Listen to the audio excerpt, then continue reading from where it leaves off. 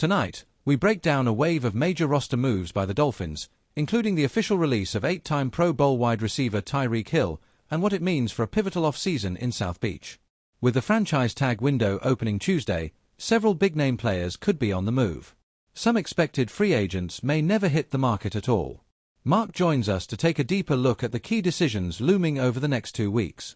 But first, the Seahawks are still Super Bowl champions, and the celebration in Seattle is far from over.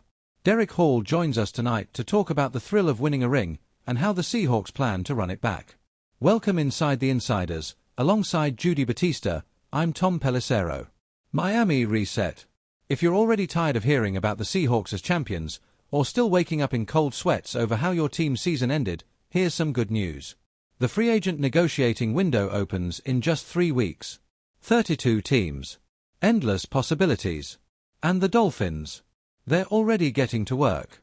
Early this morning, Miami made several high-profile cuts, most notably releasing Tyreek Hill.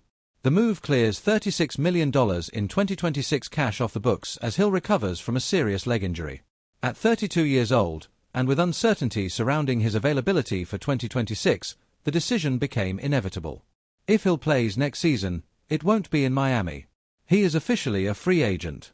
The Dolphins also plan to release veteran pass rusher Bradley Chubb. That move has not yet been finalized, and Miami could wait until March 11th to maximize cap savings. Guard James Daniels and wide receiver Nick Westbrook-Akine have also been released. This is not a tweak. This is a reset. What it means? The Dolphins went all in on veteran talent. They traded significant draft capital for stars like Hill and Chubb, hoping it would translate into playoff success. It didn't.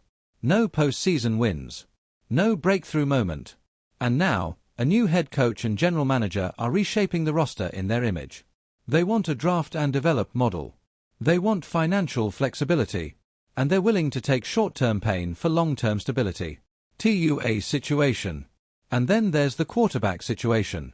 All signs point to Tua Tagovailoa not returning to Miami in 2026, despite his fully guaranteed $54 million salary.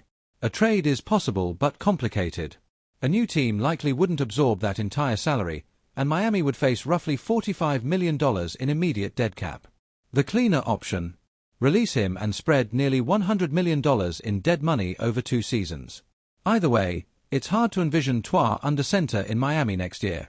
Which means the Dolphins may need a new quarterback, a new WR1, and a new identity. Jalen Waddle remains. But Tyreek Hill, the face of the offense, is gone. Franchise tag window. The franchise and transition tag window opens Tuesday at 4 p.m. Eastern. Some players expected to test free agency may instead get tagged. One name to watch: Kyle Pitts in Atlanta. After a breakout season, the Falcons must decide whether to commit long-term or use the franchise tag for another evaluation year. The Jets, meanwhile, could tag running back Breece Hall, who rushed for over 1,000 yards despite offensive turmoil. And in Indianapolis, Daniel Jones and the Colts continue extension talks. If they don't reach a deal before the March 3rd tag deadline, the franchise tag remains an option. The next 2 weeks could reshape the entire market. Coaching moves. Elsewhere around the league.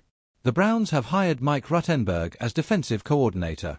The Raiders named Andrew Janocko offensive coordinator, though Clint Kubiak will call plays. And the Seahawks hired Brian Fleury as their new offensive coordinator after a standout run in San Francisco. The league never sleeps. Seahawks segment tease. Speaking of Seattle, Lombardi Trophy number 2 now sits in the Seahawks case after their Super Bowl 60 victory. 8 days removed from the win, they've already celebrated with a parade and made key coaching changes. Up next, Derek Hall joins us to talk about what it feels like to win it all, and whether Seattle's Super Bowl window is just getting started. Stay with us.